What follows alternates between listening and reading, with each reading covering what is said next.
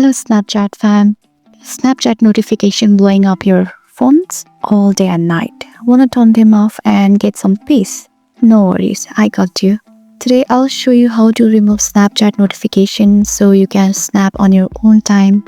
So first thing, if you're Android user, then first open setting on your phone, tap apps and notification, search Snapchat, select notification, toggle off all notification. Now your phone will buzz every time you get a snap. Don't want to turn off all notification?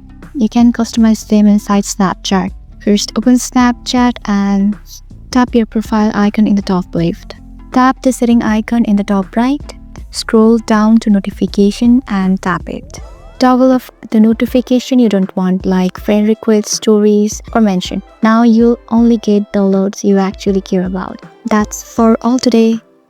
Now you know how to remove Snapchat notification and enjoy some peace. So if this felt helpful, drop a like and hit subscribe and turn notification for Snapchat tricks.